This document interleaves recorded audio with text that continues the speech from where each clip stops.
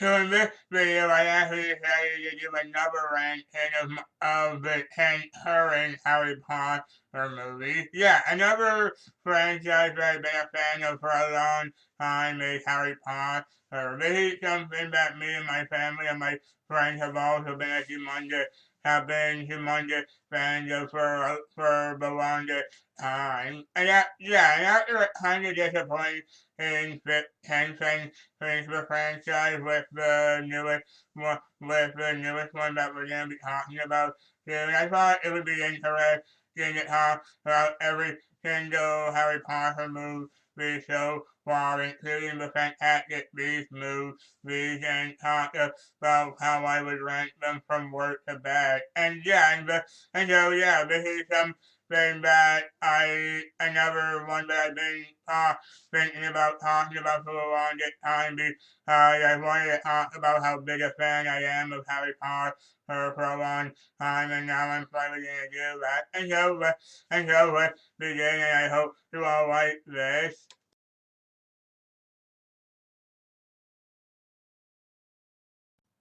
Number 10, Fantastic Beasts with Crimes of Grindelwald. Starting us off at number 10 is the most recent Harry Potter movie, Fantastic Beasts and Where to Find Them. This was actually the prequel to the first Fantastic Beasts movie that came out just 3 years ago. And yeah, in my opinion, yeah, like a lot of people, I thought the same thing, that this was the first bad Harry Potter movie. I really liked the first Fantastic Beasts movie, but yeah, like a lot of people, I thought this was kind of a good too. I thought this was just a really bad movie. I didn't think it was terrible. There were some good things in it. Like how I actually do really like some aspects of it, but yeah, it is definitely bad. I mean, it's really boring. It doesn't really have much investment in the character. It has some plot points that don't really make sense and are even kind of inconsistent for a Harry Potter movie, and some parts of the story don't really make sense for a lot of the franchise things that we've seen before. And yeah, it really just the fact that there's a lot of things that could have been great with this movie, but it was drawn out way too much, and it was way too long for some good. Yeah, really, it does have some good things in it. Like in my opinion, the best part of it are Eddie Redmayne as Newt Scamander again, and especially you draw like Dumbledore, which was the best part of it. But aside from that, it's just kind of boring. It doesn't really have much imagination to it, and it's very, very complicated. This is a story that's really, really hard to follow. I really couldn't follow a lot of the story at all. There's just some aspects of the story that really don't make sense. And yeah, like a lot of people, I was really sad that this was the first Harry Potter movie that was bad. Yeah, I'm really disappointed that couldn't have had a perfect track record with their movie, but yeah, here we go.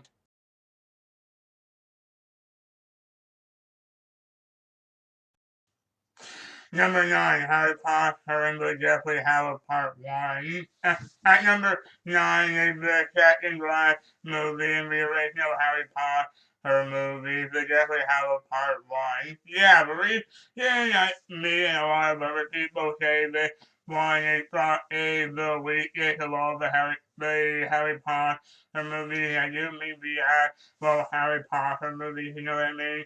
Because it kind of it kind of like what I was saying about the Triangle Wall. In the sense that it's very slow paced and it's kind of boring in some parts. It is definitely well made in terms of direction and all that. And it definitely does have, and unlike the Triangle Wall, where it felt like it had way too many characters and too many really keep track of everything. You can definitely follow what's going on here, and you definitely care about the characters that are in it. And overall, it does what saves it it was the main thing that saves it is the character. Like, I mean, Harry himself is has been a super interesting character to watch for the entire runtime of the franchise as a whole, and so he's obviously great. But yeah, really, the fact that this movie is so paced, it makes it kind of boring at points, and it's just not that. In my opinion, it's not that engaging until like the very end, where towards the climax, where it definitely does get a whole lot better, especially inside Malfoy Manor.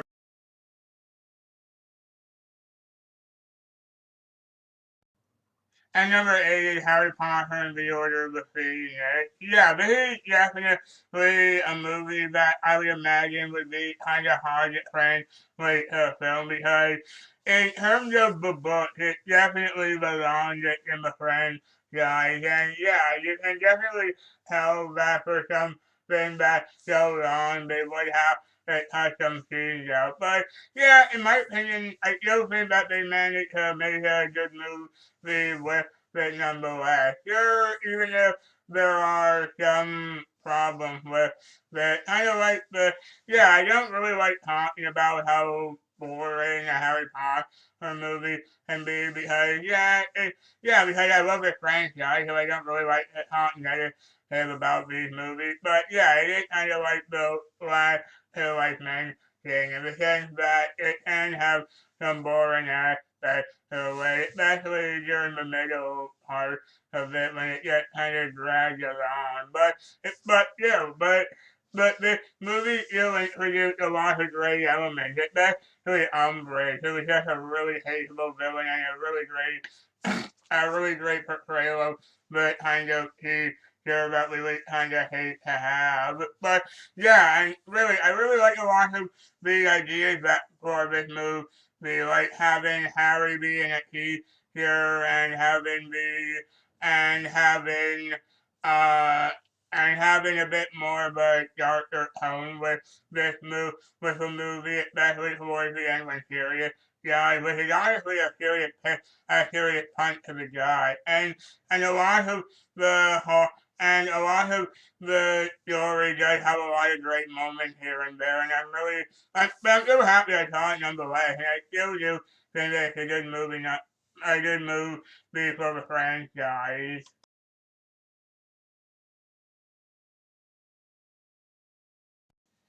And number 7 is Harry Potter and the Goblet of Fire. yeah, this is the this is after this one, the movie is going to be getting a whole lot more positive for me because I mean, but that's not really a bad end to this movie. I still think like the other two Harry Potter movies I mentioned this is still a good movie nonetheless.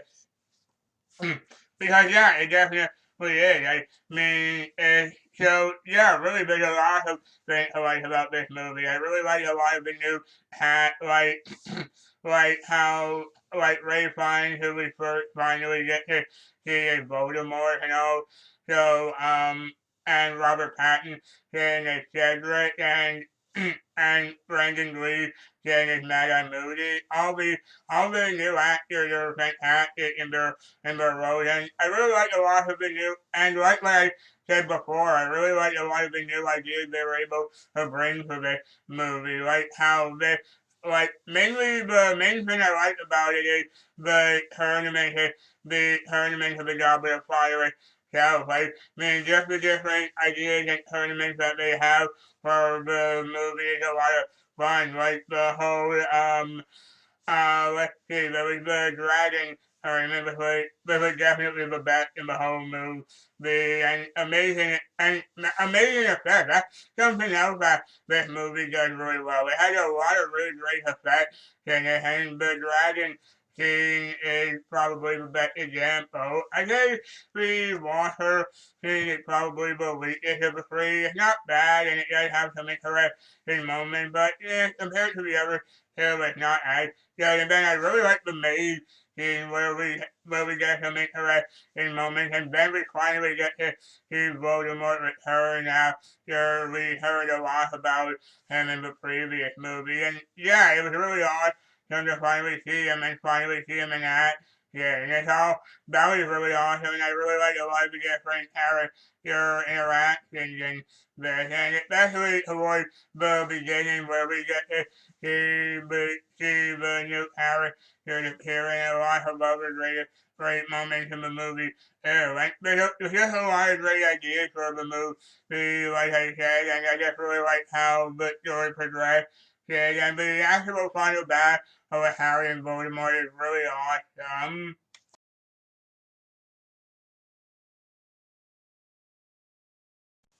And number six is Harry Potter and the Half-Blood Prince. Yeah, I think this Harry Potter movie in particular is the most underrated. I don't think people really talk that much about it. Not just don't talk about the positive that much, but also just in terms of like the movie itself. I always found this one to be interesting in the character interaction because when you really get down to it, there's really not that much. There's not that much action in this one. It's mostly just a bunch of characters talk, just kind of talk in a lot of the time. But that kind of what keeps it going because the characters are so interesting and they're so much fun to watch. That yeah, just listening to them talk is really interesting.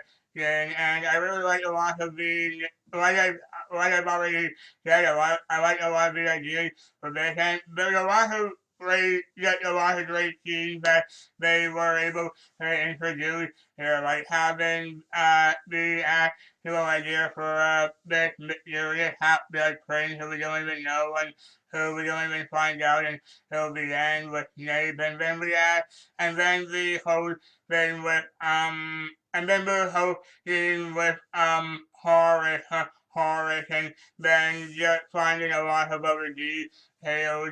And really, come on, when you really talk about this movie, the number one thing everyone always talks about is how is Dumbledore dying, which is in my opinion the saddest death in the whole franchise, considering how much he had been built up to be such a likable character beforehand. And yeah, it's heartbreaking when you think about it because he is just a likable character, and seeing him die here is really sad, considering what we had seen him do before. And yeah, in retrospect, there's a lot of great things that we were able to achieve with that. And this was actually a really great and set up for the final climax that was about to happen. And even besides that, there's a lot of ideas that they were able to explore as well. Like I found the whole thing with Harry and Mr. Weasley talking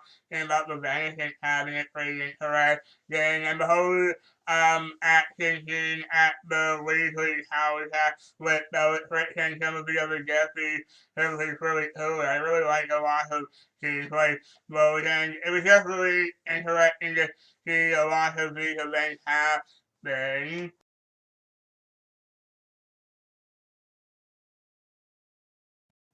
At number five is the a fantastic reason where to find them. At number five is the most recent is the start of the new prequel series. And yeah, while the second movie was definitely a huge disappointment in regard to Harry Potter in general, I think the first movie actually was a pretty good, pretty good follow up for in terms of standard because unlike a lot of other prequels out there, it didn't actually suffer from the same kind of film that they've had before, because this one not only was it good, but it also just had a lot of really fun characters and a lot of fun ideas and a lot of interesting things that it brought to the table. Because not only were you interested to see a Harry Potter movie take place in the past, but also the fact that it had new characters that may have been just as interesting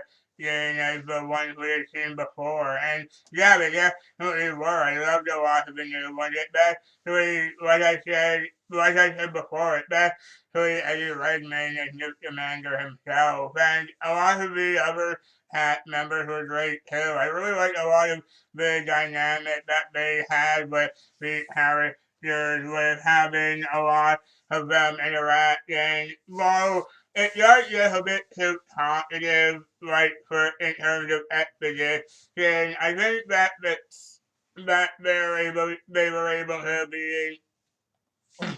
I think that the best way the they were still able to make it interesting so that it wasn't done poorly, because yeah, there have been a lot of instances where exposition has been delivered really lazy before and not came up didn't come off very natural. But here, not okay. Yeah, it may have done it a little bit too much, but I thought it was pretty interesting nonetheless. And yeah, in terms of a lot of other things like that, I just really liked a lot of the ideas they had and a lot of the designs they had for the creatures, and I liked a lot, and I like going on this adventure with the characters who were already really likable and really fun to want to begin with.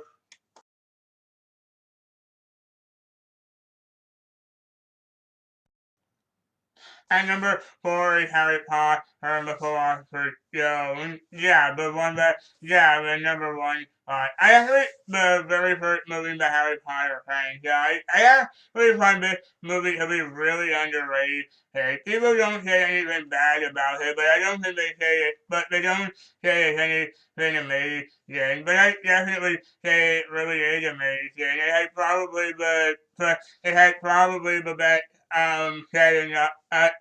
In terms of like other movies that have set up for movie in a franchise like this one, this is, in my opinion, one of the better ones. Especially since so many of them have, yeah, a lot of them have done it really well, and a lot of them have done fantastic work with introducing a universe like that. But in terms of ones that I'm more nostalgic for, I think this one might be one of the best. Because yeah, I definitely, yeah, come on, I really love this movie. There's just a lot of amazing things about it, a lot of really entertaining things about it. For one, a lot the cast was amazing. I really love Daniel Radcliffe and Harry himself, and same with Emma Watson and Hermione and Sean Connery as Ron. They're all amazing, especially for people who were kids back in the day, and they were really amazing even just in this first movie alone. A lot of it had, and in fact, yeah, all the had is amazing in this, and it's really interesting to follow this one boy's journey throughout this whole year. It's just a lot of fun to see a lot of these things happen. It's a lot of fun with how much imagination went into this first movie alone. And there's a lot of really amazing aspects to it too, like having a lot of the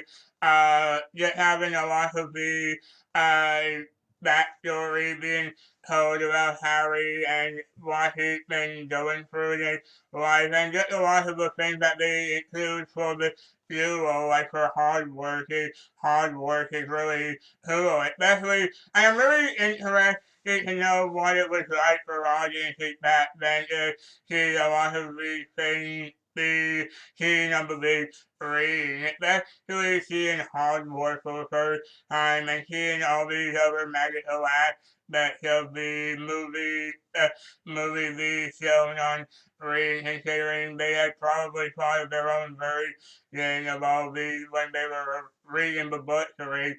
And I really like, and there's just a lot of there's just this sense of innocence to it that just makes it really timeless. But even when it's not being super kid friendly, there's still just a lot of really enjoyable a lot of interesting and entertaining ideas to it. And I just really love how this movie set up a whole was able to help set up a whole universe and a whole franchise alone, because yeah, it's definitely a really great movie in my opinion.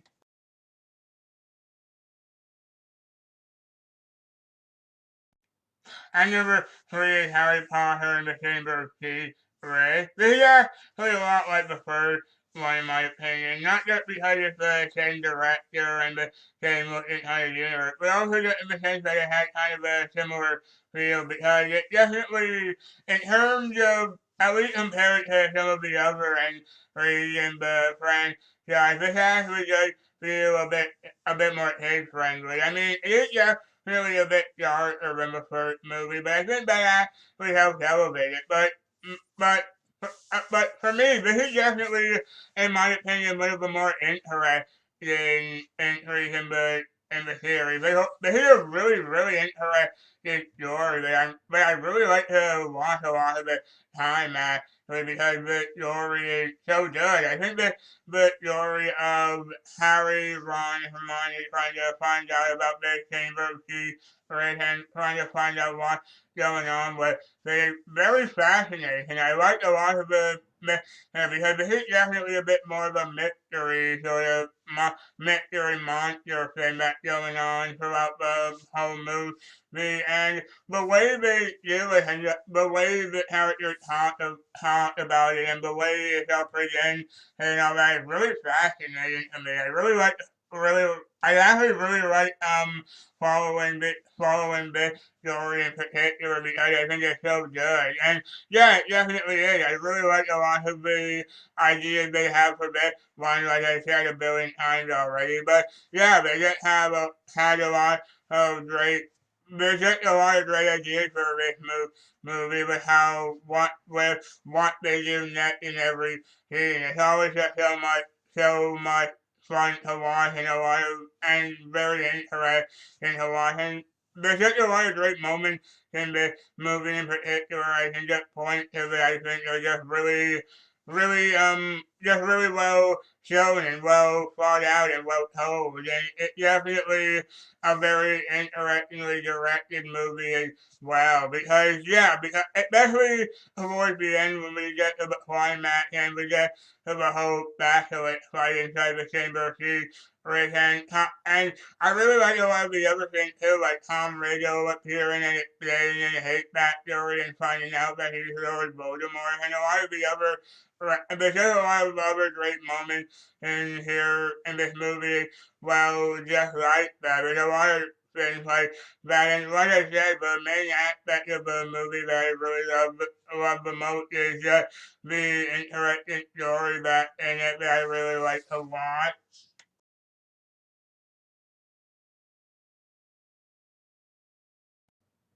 I never played Harry Potter and the Prisoner of Azkaban. I'm not gonna lie, this is my number one pick, which is pretty much obvious at this point, but actually kind of hard for me to decide because I love both movies pretty much equally, but at the end I decided to go with this order. But in terms of nostalgia, this might actually be the Harry Potter movie with the most of it for me, because I think this might have actually been the first one I ever saw. In fact, for the longest time before the last one came out, this was my favorite Harry Potter movie for a long time. Even when I was a kid, this was my favorite Harry Potter movie, and I really loved it. I do, and I still do it. And yet, for Yarford, this is where the story starts getting a whole lot more interesting. in terms of what the world presents and what happens in it. And a lot of that had to do with for the artists with how well directed the movie is. This is in terms of like directing, this is definitely one of the best in terms of the whole franchise. Yeah, this is the way the whole movie looks with having this kind of dark, shadowy, but still very nice looking movie. It's definitely a huge credit to the director Alfonso Cuarón, who did an amazing job with directing this movie. It's a really gorgeous looking movie, and I really and just everything in this movie is so well presented. And not only did it kind of look different because they made some changes to it, but I really love a lot of the new things too, like the new cast members, like how Brendan Gleeson had to replace Richard Harris as Dumbledore because he passed away, but he was still fantastic in the role, and even other new members of the cast were great too, like David Thewlis as Lupin, who got in terms of the Defense Against the Dark Arts series, he's probably my favorite, and Gary Oldman as Sirius Black, and the whole plot line with the him and Harry is really fascinating. And then there's just a lot of like I said, there's a lot of amazing moments in this movie in particular. but but I love a lot of how the story progresses, like how we see a lot more of the world being shown, and there's a lot of really great moments towards the final act of the movie. I really love the scene in the street in chat and they find out when they find out who Peter Pettigrew is and about the whole thing with finding out what happened to the betrayal of Harry's parents, and just a lot of how the story is shown in that way is so much fun to watch. And it's definitely a very fascinating movie to watch in that sense. And a lot of the other things are great too, like the climax with all the Dementors and just finding out what's going on in terms of who's really the guilty one and I really love, and yeah, especially that ending scene with Robert Dementors is really awesome when Harry uses back in Monday,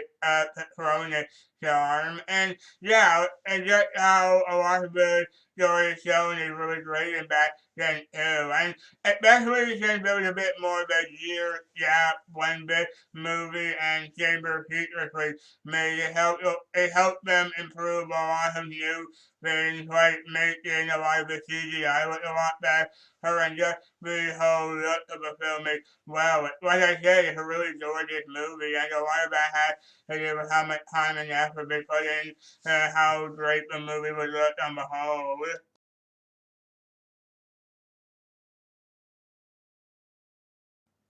And finally, at number one is Harry Potter and the Deathly Hallows Part 2. Yeah, this is kind of, like I said, this was kind of a hard one for me to choose between Part 2 and Prisoner of Azkaban. But in all fairness, I think a lot of it had to do with the way how how this movie actually manages to do something that a lot of other movies have tried before and have kind of failed at, and that's making the entire movie itself one humongous battle. And yeah, no offense to the other movie, I'm sure some other movies have done it well before, but in my opinion, this is probably the best example because in this movie, the whole movie is pretty much a fast paced action rise of just this humongous final battle because this battle is the very thing that the whole series has been building toward for 10 years and it was finally time for it to happen. And yeah, it was huge.